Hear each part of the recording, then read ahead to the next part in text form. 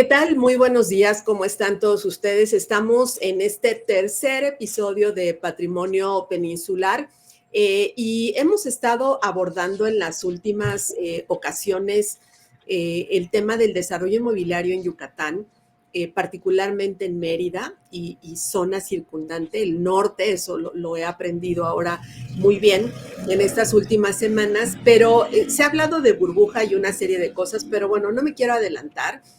Creo que todo esto, Elías, bienvenido, muy buenos días, ya estamos por aquí otra vez y pues bueno, ¿qué nos tienes por compartir en este inicio de live stream?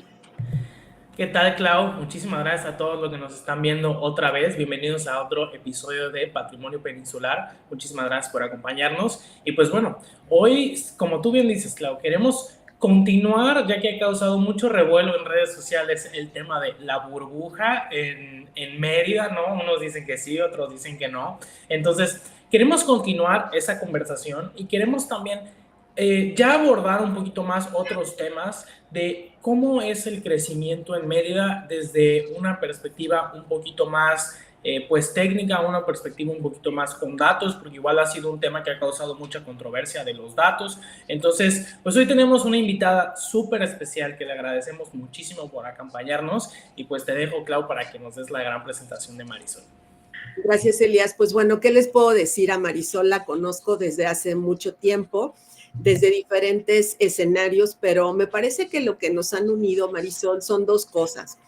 La intención de generar cultura e información alrededor de la industria inmobiliaria en su totalidad y la segunda, cómo podemos entender y darle forma a esos números.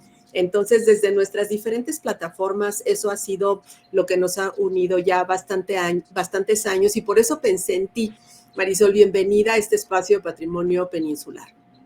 Hola, Clau, muchas gracias por la invitación. Elías, un gusto. Y pues como bien comentas, ya llevamos un ratito en este trayecto del sector inmobiliario, siempre desde el punto de vista de la data, pero traduciéndolo justamente en cómo lo podemos llevar a los negocios y a las soluciones para poder atender esa gran necesidad de vivienda que sigue existiendo en nuestro país, ¿no? Se habla mucho de este famoso déficit de los 8.8 millones de viviendas, que no necesariamente todas se van a solucionar con producción de vivienda, habrá diferentes alternativas, pero pues justamente para poder entender dónde estamos y qué es lo que podemos hacer con respecto a estrategias para atender esta demanda, pues bueno, este tipo de conversatorios, perdón, pues son realmente muy importantes. Así es, Marisol. Y bueno, lo que nosotros también queremos abordar es cómo se está construyendo vivienda asequible o accesible en medio de un mercado que está realmente en un proceso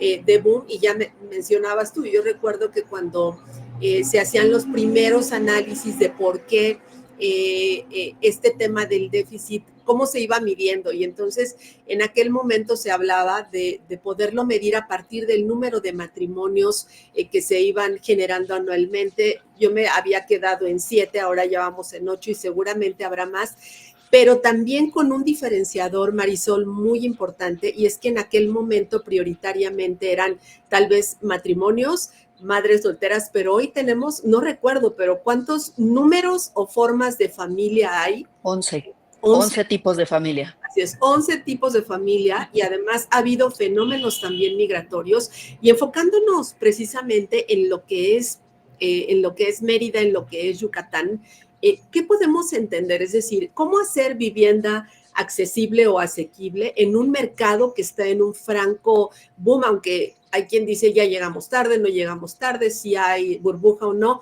pero ¿cómo podemos crear y compensar ese equilibrio? ¿Cuál es tu punto de vista? Pues mira, lo que yo he observado es que efectivamente, pues Mérida viene ya de un boom y no solo Mérida, sino a nivel estatal, todo Yucatán viene de un boom y un desarrollo inmobiliario muy fuerte en los últimos años, muy impulsado por la migración. Empezó hace poco más de 10 años, cuando recordaremos cuando estuvo todo el tema de inseguridad en Monterrey, pues justamente muchas familias regias mandaron a su familia a Mérida y esto fue impulsando incluso la economía, porque estas familias, digamos que el señor señor se quedaba en Monterrey, pero mandaba a la esposa y a los hijos, los mandaba a estudiar, los mandaba a emprender de alguna manera, porque pues empezaron a generar negocios muy orientado al tema de servicios, ¿no? Todo, por eso también todas estas plazas comerciales, estos desarrollos de strip malls que vemos en Mérida, pues fueron muy impulsados en esos años por todas estas familias que sabemos que los regios lo saben hacer muy bien, ¿no? Llegan y llegan a emprender y llegan a generar negocio. Entonces, bueno, obviamente aunado a las familias y a toda la población económicamente activa que ya estaba en Mérida, llegan estos regios también a impulsar mucho la economía y esto digamos que fue el primer generador de demanda, porque ¿qué pasa? Pues no solo llegaron ellos migrando y buscando una mejor calidad de vida, pues muy impulsados por el tema de seguridad, ¿no? Lleva ya muchos años el Estado como el más seguro del país, se ha mantenido afortunadamente en estos buenos índices de seguridad, que eso es uno de los principales atractivos. Entonces, bueno, llegan estas familias buscando esta calidad de vida, pero llegan también a emprender. Al generar negocios, esto va impulsando también que se genere mayor demanda de vivienda para otros segmentos de mercado, ¿no? Para los mismos empleados de estas plazas comerciales, de estos servicios que ellos impulsaron, se fue generando esta demanda. Posterior a ello, pues empieza también otro tipo de migración, ya no solo fueron los regios, ya se hizo la fama, digamos, que pues Mérida era un buen lugar para vivir, hubo proyectos detonadores como fue el Country Club, que fue de los primeros que se desarrollaron, que bueno, pues para mí que he recorrido en los últimos 20 años todo el país visitando desarrollos inmobiliarios, realmente les puedo decir que para mí es de los mejor ejecutados y no lo digo porque quien lo haya hecho sean clientes y amigos, sino porque realmente estoy convencida de ello. Es un proyecto muy bien ejecutado que se hizo eco y se hizo fama pues prácticamente a lo largo de todo el país. Entonces digamos que esas familias de nivel socioeconómico medio y medio alto buscaron esa calidad de vida, ya no solo era el tema de seguridad, sino también un desarrollo pues, realmente con una calidad de vida extraordinaria. Entonces llegaron de la Ciudad de México, de Guadalajara, vaya, prácticamente de todo el país e incluso extranjeros, ¿no? Entonces digamos que ese fue otro segundo ciclo, ya no solo fueron los regios llegando, sino también a través de proyectos inmobiliarios muy particulares como este, bueno, pues impulsó también que llegaran de otras partes del país. Otro fenómeno, pues también es el tema industrial, ¿no? Y bueno, hablo de industrial logístico, que ese es más reciente, es de los últimos 2, 3 años, el tema de Mercado Libre, que llegó ahí también con un hub logístico muy importante. ¿Y esto a qué nos llevó? Pues otra vez, un detonador de demanda. ¿Y por qué estoy mencionando todos estos acontecimientos?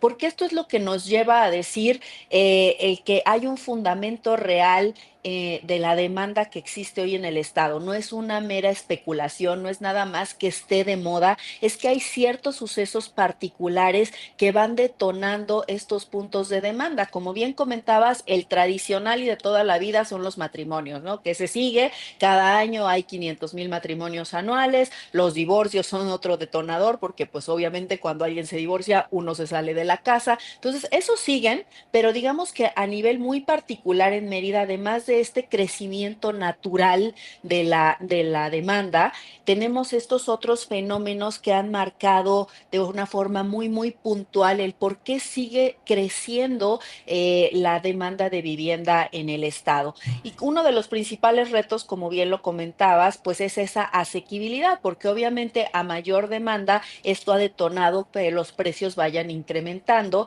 y por lo tanto, pues bueno, quizá hoy pudiera parecer que es más complicado hacer vivienda asequible que lo que encontrábamos hace unos años. Sin embargo, también hay que entender que sí, los precios incrementaron, la tierra incrementó, que pues es el principal insumo para que podamos desarrollar estos proyectos asequibles, pues el principal insumo es que exista tierra asequible y sí, hoy no cuesta lo mismo que costaba hace 15, 20 años, pero tampoco tenemos el mismo nivel de demanda. Hoy existe una mayor demanda y por lo tanto los volúmenes de venta, los ritmos de absorción también podemos aspirar a tener mejores ritmos y por lo tanto eso de alguna forma puede equilibrar, ¿no? Y bueno, pues en este caso, pues sí podemos ver que a pesar de todo este entorno que sí la vivienda ha subido de valor, el suelo ha subido de valor, pero todavía es uno de los pocos estados de la República donde todavía encontramos desarrollo de vivienda de menos de 1 millón de pesos, ¿no? Que es lo que hoy ya llamamos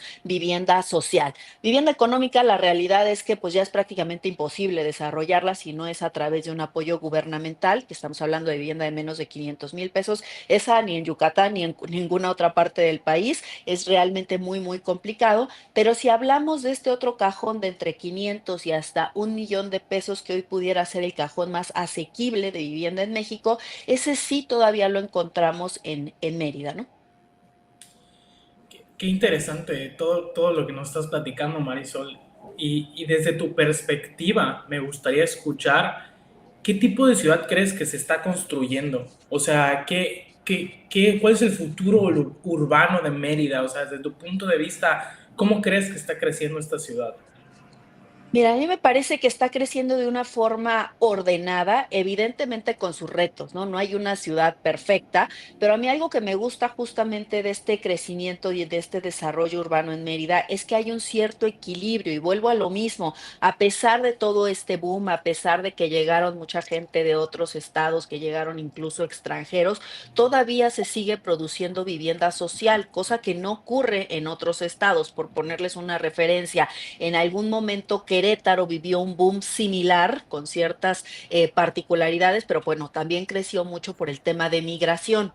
Claro. Migración de la Ciudad de México principalmente. ¿Y qué pasó? Que pues se orientaron a hacer mucha vivienda residencial plus, incluso demasiados desarrollos verticales, cuando pues justamente lo que buscaba este migrante pues eran mayores espacios, vivienda más asequible. Claro. Entonces, en algún punto, pues ya no era tan competitivo. Ahorita ya le están dando la vuelta y se está recuperando, pero llegó un punto en Querétaro en el cual era de, oye, estoy llegando aquí porque estoy buscando vivir en un lugar más grande, en una casa que sea más asequible, y pues ya no necesariamente me está dando esos atributos. En el caso de Mérida, lo que yo observo es que aún podemos encontrar, si bien ha subido de precio, pero si tú lo comparas con los tickets que encontramos en Guadalajara, en Monterrey, en Ciudad de México, pues por Ah, supuesto que sigue siendo muy, muy asequible, nada que ver. Y además tenemos esta oferta diversa, ¿no? Si bien sí hay un desarrollo de vivienda vertical incipiente que ha ido incrementando en los últimos años,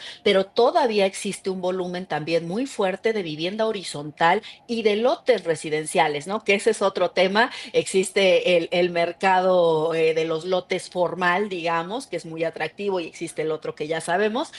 Pero bueno, a lo que voy es que hay diferentes opciones, ¿no? Hay un abanico muy interesante de opciones que vuelve muy atractiva a la ciudad. No es a fuerza los queremos encajonar en llevarlo a un cierto segmento o a un cierto tipo de productos, sino que creo que en este sentido los desarrolladores han mantenido este espectro de abrir las opciones, de tener diferentes alternativas, incluso pues la misma vivienda usada, ¿no? De acuerdo con los créditos, vemos que el 60% de la colocación es vivienda nueva, pero un 40% es vivienda usada.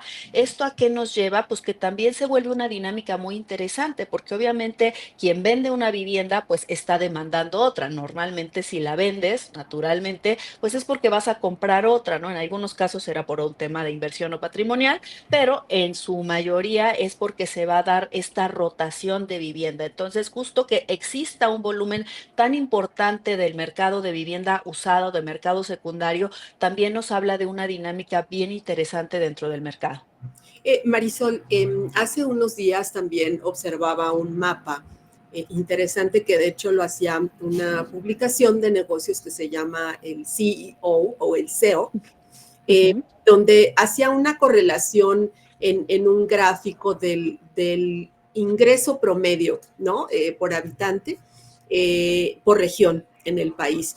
Y desafortunadamente no salía muy bien, o sea, muy bien ubicado justo el ingreso en la península. Entonces, desde tu perspectiva, o sea, y sabemos en la industria que puede haber el producto, puede haber el crédito, ¿no? Que son dos condiciones súper importantes, pero también el que sea asequible es que la población tenga ingresos remunerados que le permitan desde la perspectiva del empleo formal o las opciones que ahora hay de no solo adquirir crédito a través del sector formal con alternativas, pues el hecho de que esté dado, esto permite el que pueda haber un equilibrio en el mercado. ¿Cuál sería justamente esta, Elías? Y vemos aquí en en este gráfico, cómo están como por color digamos, los diferentes niveles digamos, de ingreso, ¿no? Que se tiene promedio y sobre todo el costo de la vida. ¿Cómo ves tú en términos conceptuales y con base en tu experiencia, Marisol, esta posibilidad de que el progreso y el desarrollo, o sea, el ciclo inmobiliario, nos lleve realmente a que esta asequibilidad sea real, ¿no? Porque en el discurso suena muy bien, en las gráficas también bien, pero incluso alguien nos comentaba en episodios anteriores, nos compartían que realmente a la gente no le está alcanzando, ¿no? Y esa es una condición nacional, no solo de Yucatán, pero ¿cuáles serían los puntos desde los cuales tú crees que que este fenómeno pudiera revertirse respecto a tener mejores condiciones para quien demanda y requiere vivienda y para quienes a lo mejor nunca lo logran, ¿no? Desafortunadamente. Claro, tocaste un punto bien importante, Clau. Creo que desafortunadamente este fenómeno pues no es exclusivo de la península, es a nivel nacional y por ello es que hoy dentro de la agenda de la administración actual es una prioridad la vivienda, ¿no? Porque venimos arrastrando ya desde hace muchos años en los cuales, pues como ya lo comentaba yo hace un ratito, pues es prácticamente imposible el poder desarrollar vivienda económica y no es por un tema de voluntad de los desarrolladores, no es que ellos se quieran enfocar únicamente en vivienda de un segmento más alto, sino simplemente porque no te dan los costos, ¿no? Porque el costo de la tierra, los materiales de la construcción, pues no te genera ese margen que se requiere, porque al final de cuentas, pues esto es un negocio, ¿no? Y tiene que dejar ciertos rendimientos porque hay mucha gente que trabaja dentro de estas desarrolladoras y dentro de estos negocios y pues se necesita generar rendimientos. Entonces, ¿qué pasó? Algo pues muy sencillo, simplemente la vivienda social dejó de ser negocio, dejó de dar los márgenes que se requieren para que se mantenga como un negocio y esto, repito, es un fenómeno que se da a nivel nacional y pues se tiene que dar una solución alterna, ¿no? Si seguimos haciendo las cosas de la misma manera, pues evidentemente pues no vamos a poder llegar al resultado que se espera.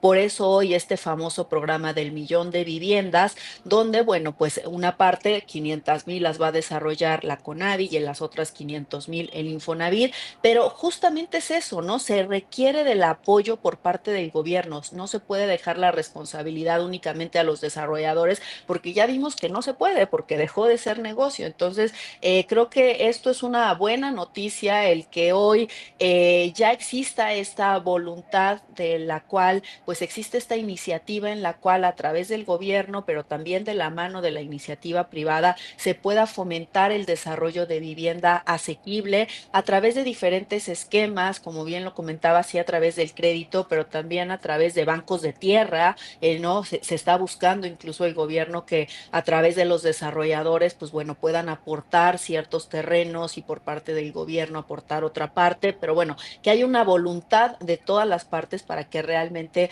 pueda suceder el que se desarrolle vivienda dentro de estos segmentos de mercado. Sin embargo, como ya lo acotaba yo, en el caso específico de Yucatán y de Mérida, es de los pocos estados donde todavía podemos encontrar algo de vivienda asequible. Y ojo, no digo que sea la más, pero todavía la podemos encontrar. Y aquí les estoy compartiendo algunas estadísticas de nuestros amigos de Metric Analysis, que bueno, pues ellos monitorean todos los avalúos. Esto es el histórico desde el 2019 y hasta el 2024 de todos los avalúos de la Sociedad Hipotecaria Federal. Es decir, pues cada vez que alguien solicita un crédito hipotecario, se solicita un avalúo y por lo tanto, pues esto es lo que vemos en estas estadísticas. Y en este caso, pues sí podemos ver que el ticket promedio que encontramos hoy en Mérida es de bueno, empezamos en el 2019 como 1.1 millones de pesos, al 2024 sí ya cerramos en 1.8 millones de pesos.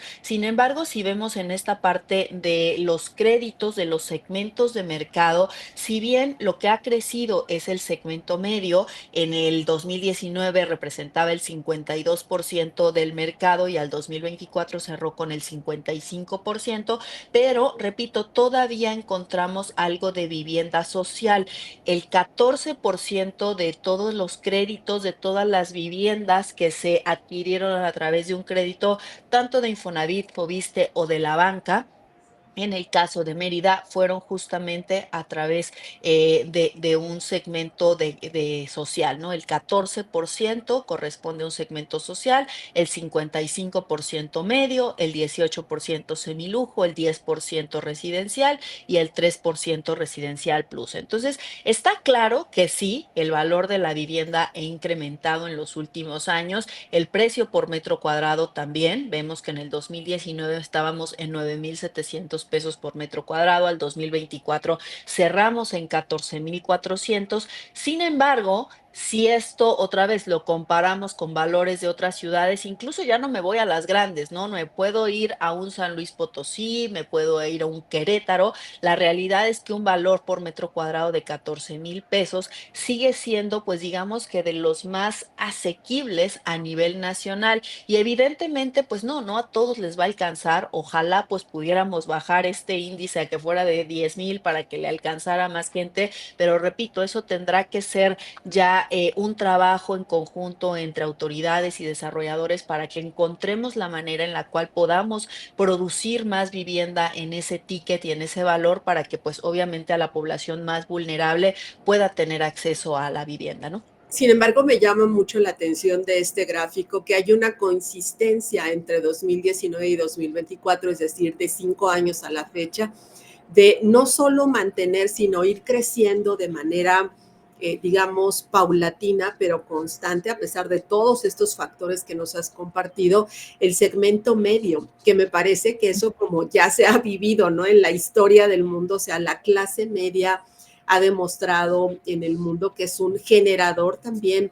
de progreso y es un reflejo de lo que el propio, digamos, el propio mercado de vivienda puede aportar para todos aquellos que piensan que solo está viendo lujo en Mérida y en Yucatán. No, o sea, esta gráfica por eso me parece muy representativa.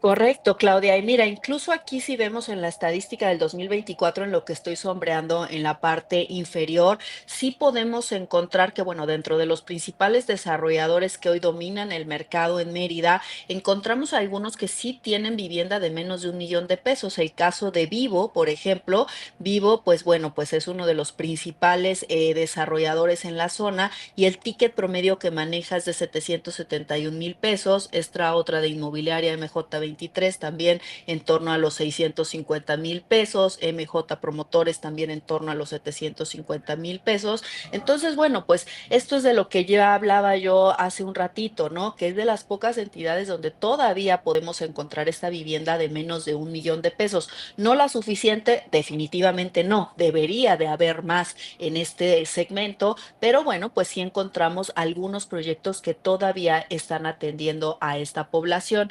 Y por otro lado, pues lo que ya les comentaba, ¿no? Sigue habiendo una producción de vivienda horizontal también importante y de reventas, no nada más nos vayamos con la idea de pues voy a Mérida y veo muchas torres y pues no, ya resulta que solo se están haciendo departamentos para segmentos altos y para los que están llegando de otros estados, pues no necesariamente, quizá eso es lo más vistoso, ¿no? Cuando llegamos y vemos todos estos anuncios desde el aeropuerto, podría ser que eso es lo único que se está desarrollando, pero ya cuando uno revisa estas estadísticas, pues está claro que hay otro tipo de productos como son estos desarrollos horizontales y como bien comentas, pues enfocados a segmentos más asequibles como son el social y el medio.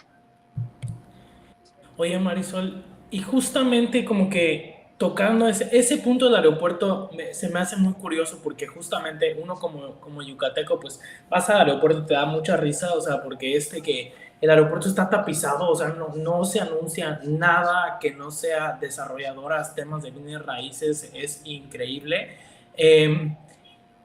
Supongamos que estás platicando con una persona del centro o del norte del país que quiere o está pensando en mudarse a Mérida y está pensando en comprar una propiedad y mandar a su familia o ellos venirse a vivir para acá. ¿En qué les dirías que se fijen? O sea, ¿cuáles son esos aspectos que se tienen que fijar de las desarrolladoras, de los proyectos, tú con toda tu experiencia y más de 1,500 desarrollos, habiendo trabajado con ellos, ¿no? ¿En qué se tienen que fijar? ¿Qué les dirías? ¿Qué les recomendarías? Pues mira, lo primero es obviamente quién está detrás de ese proyecto, ¿no? Y hace ratito pues ya asomaba yo el tema de este famoso tema de los chiquilotes que se hizo muy famoso hace unos años, que pues ¿qué ocurrió? Que pues mucha gente con esta idea de Mérida está de moda, Mérida es muy atractivo y es muy seguro y puedes comprar un lote con mensualidades baratísimas y pues lo compraron desde aquí o desde sus lugares de origen y la realidad es que pues no se fijaron ni quién estaba detrás y ni siquiera dónde estaba el lote, ¿no? Tú les preguntabas, oye, ¿y dónde compraste? En Mérida, ¿dónde? Pues quién sabe, ahí entre la selva, pero pues medio que me enseñaron y tiene servicios, pues no sé. Entonces, pues obviamente sí existe una responsabilidad por parte de quien te vende, pero también tú como comprador, ¿no? Como comprador, pues debes de tener esa responsabilidad de evidentemente hacer tu research y de entender, yo lo que les diría es que a ver si podemos comprar a larga distancia y eso es algo que la pandemia nos enseñó también, ¿no? Que pues no necesariamente tienes que estar en el lugar para poder comprar, evidentemente puedes hacer inversiones desde donde estés, pero pues para mí, digamos que yo sí soy más old school y para mí sí es importante conocer el sitio, ¿no? El sí darte una vuelta, el poder ver diferentes opciones, el ver justamente en dónde está el predio, porque como siempre yo digo, desde Google Earth todas las ubicaciones son maravillosas, todas se ve que están muy bien, pero ya una vez que tú bajas, que realmente caminas la zona, que entiendes realmente si, oye, aquí va a haber una carretera, dicen que va a haber, pero pues tú mismo te puedes dar una idea de que si va a pasar ahorita o puede pasar en 10 o 15 años, ¿no? Entonces, entender las diferentes zonas, porque a ver, Mérida ya es muy grande, a lo mejor nosotros, desde las ciudades como Guadalajara, Monterrey, pensaríamos, no, pues Mérida, a ver, Mérida ya es 1 millón de habitantes, ya no es una ciudad pequeña, tiene diferentes zonas, tiene diferentes segmentos, entonces cuando vas a invertir allá, a ver dónde, es en el norte, es hacia Progreso, es hacia Temozón, es hacia el centro, es hacia el sur, o sea, entender realmente cuáles son las diferentes zonas y cuáles son los diferentes perfiles que tienen cada una de estas zonas, cuál es la infraestructura vial, eso es bien importante, y la conectividad que tienen cada una de estas zonas. Y por supuesto, ¿quién es el desarrollador? ¿Quién está detrás de cada uno de los proyectos? ¿Qué otros proyectos ha ejecutado en el pasado? Incluso si me puedo dar una vuelta, oye, ¿qué otro hiciste? Todavía no lo terminas, no importa, pero yo quiero ir a ver qué otro proyecto ya llevaste a cabo. Y a ver, también siempre va a haber desarrolladores nuevos, ¿no? Y tampoco es que porque seas nuevo no te voy a dar el beneficio de la duda, pero sí entender qué es lo que has hecho en el pasado, a lo mejor no como desarrollador, pero cuál ha sido tu trayectoria, cuál es tu currículum y entender pues no solo a la empresa, sino también a las personas, ¿no? Al final de cuentas, pues esto es un negocio de personas, entonces entender quién está detrás de cada uno de los proyectos, ver cuál es su reputación en el mercado, ver los datos tal cual de la inversión, que qué tanta plusvalía ha tenido, ¿no? Porque pues uno habla de que sí, Mérida ha sido uno de los estados con mayor a nivel ciudad, pues una de las ciudades con mayor plusvalía a nivel nacional en los últimos años, pero no ha crecido parejo, ¿no? No crece lo mismo una que otra. Entonces, entender realmente cuáles son atractivas para la inversión, cuáles son atractivas para la seguridad, incluso también, porque lo hablamos otra vez, ¿no? Como si fuera un solo ente, y pues no, sí, Mérida es muy seguro, sí, pero no es la misma seguridad aquí que acá, no es la misma infraestructura aquí que acá, no es lo mismo tipo de servicios, depende mucho también para qué lo quieras. A mí, incluso hace poco, un familiar me preguntaba, oye, me ofrecen un terreno, ¿para qué lo quieres? Lo primero es empezar por ahí. ¿Te vas a ir a vivir para allá ahorita? Ok, entonces estas serían las condiciones y estas son las particularidades. No, lo quiero como inversión. 100% como inversión, tú no te ves viviendo allá en los próximos 5 años, no. Ah, bueno, entonces si solo lo quieres por inversión y quieres un rendimiento en lugar de tener tu dinero en el banco, entonces el perfil de desarrollo y el perfil de zona deberá tener estas ciertas características. Entonces yo partiría de eso, ¿no? Empezar por cuál es el objetivo de tu compra, por qué te interesa Mérida.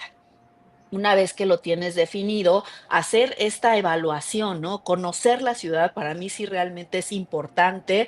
platicar, a lo mejor si no te puedes pegar el viaje ahorita, pero platicar con gente de la zona que te pueda orientar de una mejor manera. Idealmente, sí ir y conocer cada una de estas zonas y estas diferentes opciones, ver quién está detrás de cada uno de los desarrollos, hacer también ese trabajo y apoyarte de datos de mercado para que realmente veas cuál puede ser la plusvalía y cuál puede ser la proyección que pueda tener tu inversión.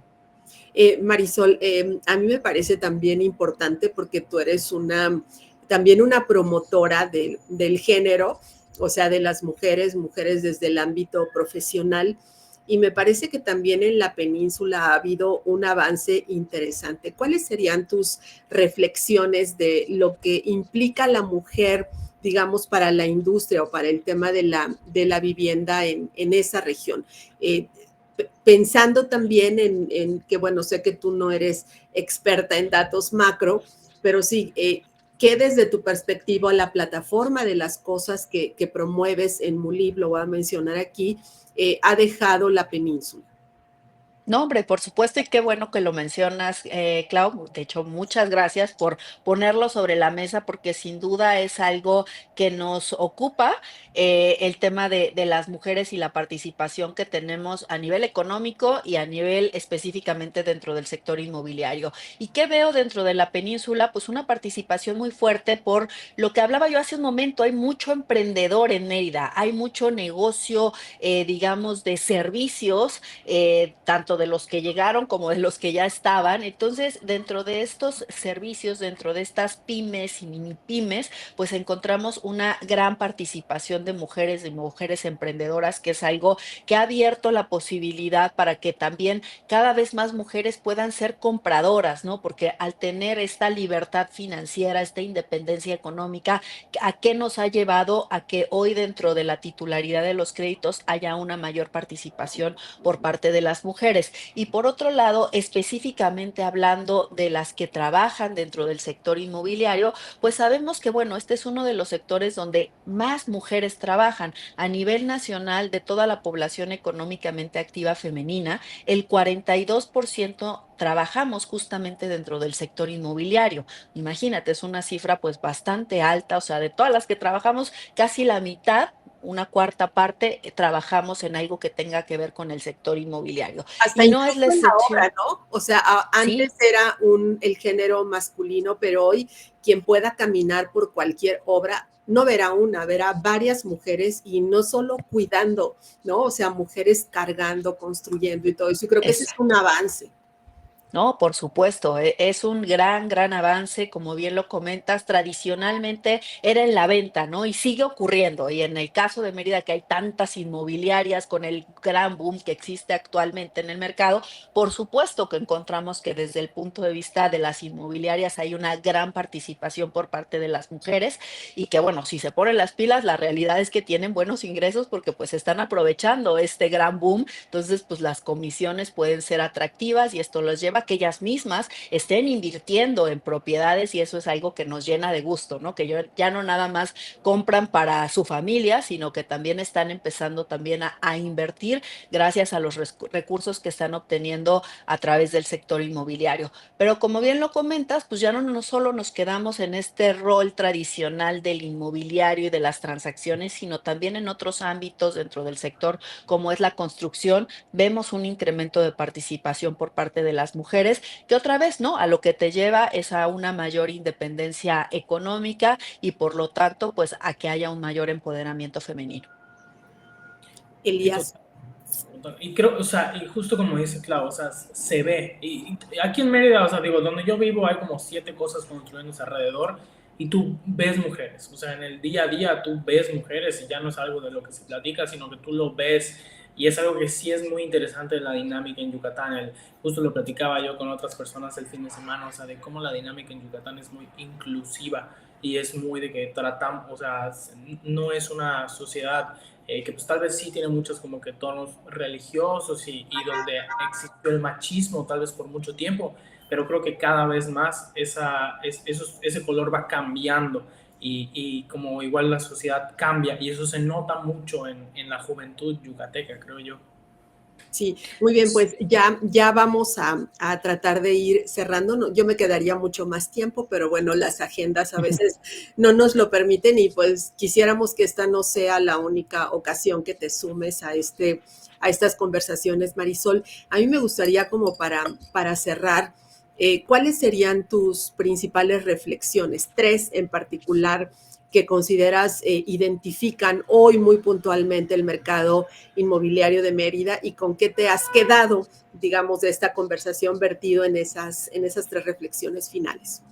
Claro que sí, Clau. Y nada más, en línea con lo que comentaba Elías, nada más para cerrar ese punto, me gustaría también destacar que dentro de MULIB tenemos mujeres muy exitosas en Mérida, como Pau Sánchez. Ella, de hecho, es de las primeras miembros que formó parte de MULIB y hoy sigue siendo parte de la asociación. Y hoy está también dentro del sector gobierno, trabajando justamente por hacer mejor ciudad. Así que si por ahí nos está escuchando, Pau, un saludo y bueno, es una muestra de estas grandes mujeres trabajadoras que existen en la región.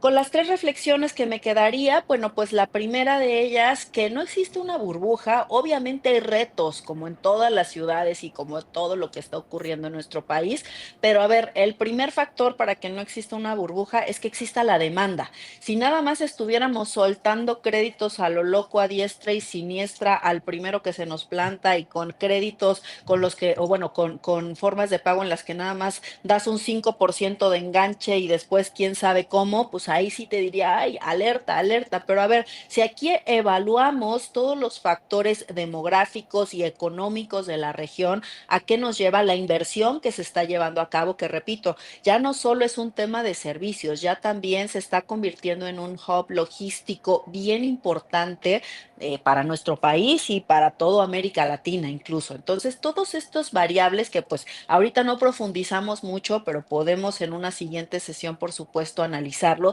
pero todos estos factores, ¿a qué nos lleva? A que la demanda sigue. De hecho, se proyecta que en el 2030, en los próximos 5 años, Mérida ya estará en 1.2 millones de habitantes. Estábamos en cerca de 1 millón en el último censo, ya vamos a estar en 1.2 millones en los 5 años y esos 200,000 personas, que no es poca cosa, forman familia, demandan una vivienda, porque estamos hablando de estos 200,000, no de población flotante, no de los que invierten pero siguen viviendo en sus lugares de origen, sino de población residente, gente que realmente ya va a vivir dentro de la zona. Entonces, evidentemente, estos índices, ¿a qué nos llevan? A que la demanda se va a mantener y por lo tanto, pues el principal reto va justamente seguir siendo el alinear esta oferta versus la demanda. Por supuesto, seguir apuntando al producto de inversión, porque esto pues al final de cuentas también ha derivado en que sea un motor económico para la región, el que inviertan otras personas de otras partes, pues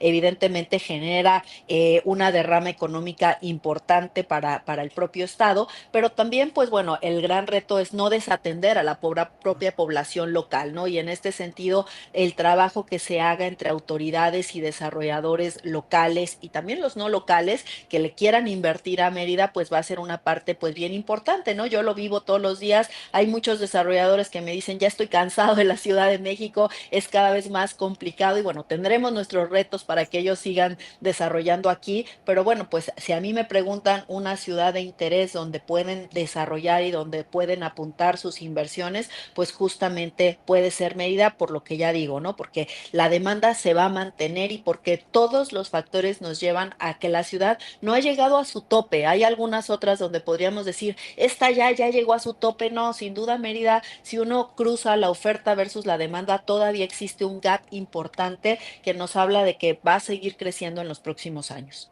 Y que además, hay que decirlo, no los ciclos es como una ola, ¿no? Una ola de mar no es lo mismo al inicio que al final, pero se ha comprobado históricamente que en los ciclos del mercado inmobiliario, como las olas del mar, van y vienen y las intensidades son distintas, pero sigue llegando a la orilla. Y creo que esa sería de mi lado la reflexión final. O sea, Mérida y sobre todo la península todavía sigue siendo un gran generador coincido contigo, Marisol, en el tema de no quitar la mirada de cómo se está constituyendo como un hub logístico. Creo que salvo temas de sustentabilidad y de la naturaleza y esto, sabemos que detrás de lo turístico el Tren Maya ha sido un gran detonador digamos, de esta situación, y sería como colocarlo en la justa dimensión hablando de estos destinos y sobre todo de estas especialidades que van teniendo diferentes regiones del país, como criticar, por ejemplo, lo que ha pasado en Querétaro, donde es un gran, o sea, aparece en los rankings de los data centers. Creo que también Mérida, por muchas razones que no hemos podido profundizar aquí, pero Mérida es un gran detonador logístico, ya lo decías tú, no solo localmente y para la península, sino a nivel internacional. Y a mí lo que me queda pues es agradecerte, decirte que he disfrutado mucho también, Elías, esta conversación que, insisto, dará para una segunda y tal vez una tercera. Sí, totalmente, totalmente. Muchísimas gracias, Marisol. Yo con lo que me quedo fue muy, muy interesante tu análisis, todo el approach tan estratégico que tomaste. Creo que los datos no mienten. Creo que hay muchas señales de oportunidad en Mérida, pero el reto no es crecer, sino crecer con visión. Entonces, claro, te agradecemos muchísimo tu tiempo, todo tu análisis estuvo espectacular. Creo que a la gente en redes sociales le va a gustar muchísimo. No sé si te gustaría decirle a las personas dónde te pueden seguir, dónde pueden conocer más de ti. Claro que sí, Elías. En mi LinkedIn es donde constantemente estamos publicando, Marisol Becerra López, y bueno, pues un gusto de verdad participar con ustedes. Por supuesto que yo feliz de poder tener una segunda o una tercera sesión para seguir hablando de la península, porque sin duda, pues bueno, para mí es uno de los estados y de una de las zonas más atractivas para la inversión y para el desarrollo. Y algo con lo que me gustaría finalizar es que además hay producto de calidad, que eso también es bien importante en estos recorridos que a mí me toca hacer por toda la República. Realmente lo que yo he notado es que algo que distingue al desarrollo en Mérida es la calidad de sus productos, y repito, no solo en los departamentos que se ven muy bonitos, pero también en las casas y en estos grandes proyectos de lotes residenciales, no solo el que mencioné al principio, sino también hay muchos otros que te sorprende, o sea, los puedes comparar incluso con proyectos a nivel internacional y tienen un grado de competitividad extraordinario.